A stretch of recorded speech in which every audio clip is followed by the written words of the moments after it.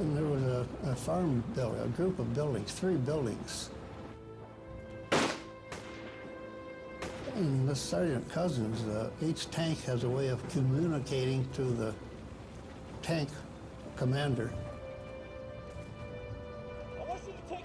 And he ordered the tank commander to bash the stone brick building in to get the enemy out of there. Aubrey guided the tank to the building. He got him to push the wall in.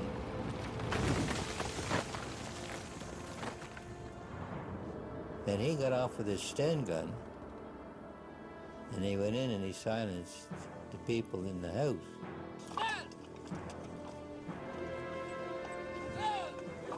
He went on to the 2nd and 3rd house, and a sniper got him.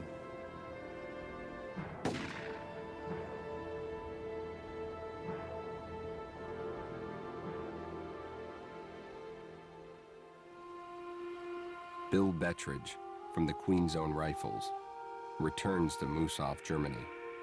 This is a plaque that replaced Sergeant Cousins' original plaque, which was a brass plate that was stolen. It's quite a big piece, so I guess it's worth a few monies, half-inch brass. And so we had one made out of granite, and someone installed this. I don't know who installed it. I was one of the guys to come and put the wreath in a few years later. So I don't think it's in the right place. Well, for one reason, there's a window right here. And I can't see no disfiguration in the brickwork, which would have given me some clue as to where the hole in the wall was made. As a fellow Queen's Own Rifleman, it's important for Bill Bettridge to find the exact spot where Cousins' actions earned him the Victoria Cross.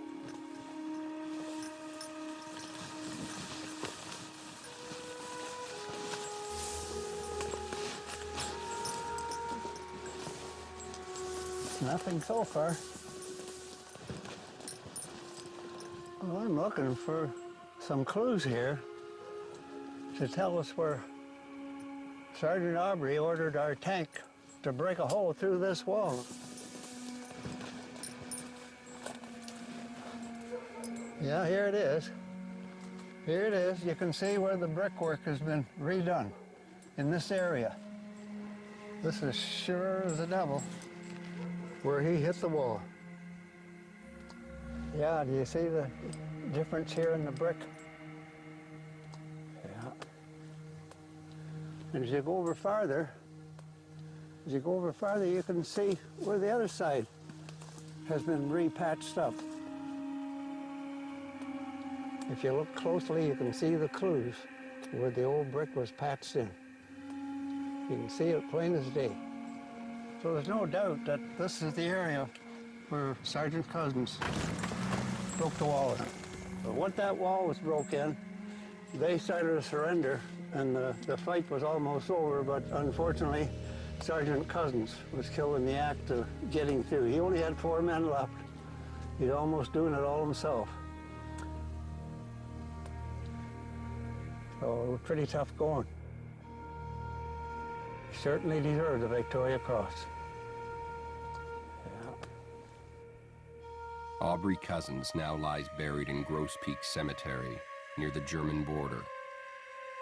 Alongside him are fellow Queen's Own who died that very day. One wonders how many more would have joined him if not for his heroic actions at Musaf.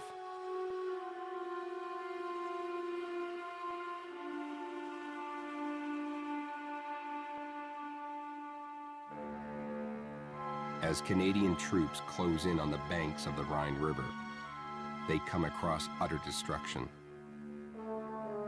Following in the path of Allied bombers that unleash a hurricane of fire and steel upon German cities, Canadian soldiers witness firsthand the crumbling Nazi empire. The city of Cleve is destroyed. So too is Gach, where this memorial now stands in remembrance of those killed during the bombings. The last city taken is the heavily damaged Xanten, where Canadians will cross the Rhine during the final push into Germany and northern Holland. It is into this world that 20-year-old Roland Giroux comes to fight. But in Germany at this time, it's more than fighting that Roland has to deal with. The fighting was over pretty well on the west bank of the Rhine. In a few days, they took us across the Rhine, and then we spent quite a few weeks. You could not speak to anyone, no contact with the Germans. This is what they told us, and this is what we did. There was very few left. It's mostly women on the streets. Disbelief that we were there. I guess they were told by Hitler and these people that they were still there and they were doing very well. You should have seen their faces, sour, unbelievable. They didn't say a word, but they just sneer at you, that's all they did.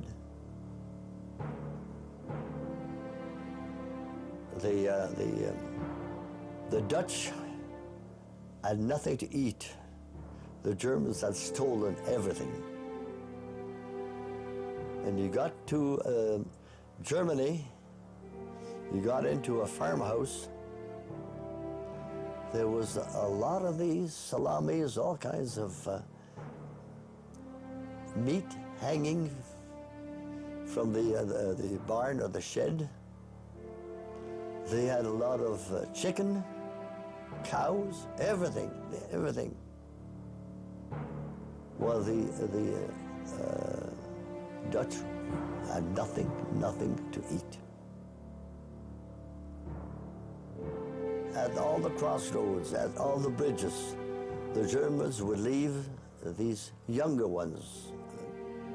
Boys, I'd say 15, 16, they were well trained as the soldiers, because they could fire just as well. And they would stay there until such time as they were dislodged by the Canadians. That's the only way. You never see them run away. They stay there until such time as you just kill them all, that's all. They never took any prisoners. They had to be killed. That's it.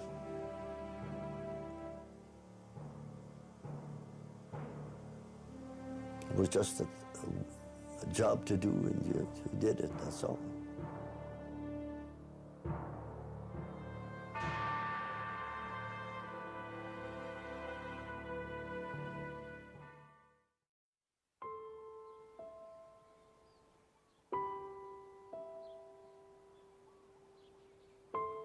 With only weeks left in the war, hopes of victory and liberation spread across the Dutch countryside.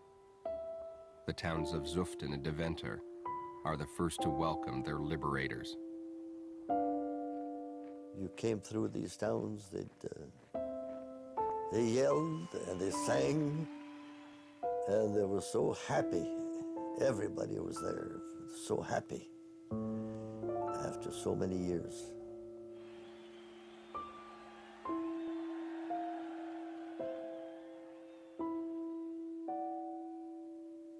But as Roland Giroux and the Royal Hamilton Light Infantry move farther north, they come across an unexpected and sinister place. We walked all night, and around 6:30, 7 o'clock, we got to the camp, Westerbork. We could see the huge camp. The gates were locked. The people were inside the camp. Shortly before 8 o'clock, we decided to open the gate. And these people told us that the Germans had left at 4 o'clock in the morning. Quickly, the evil purpose for Westerbork is discovered. Most of them were sent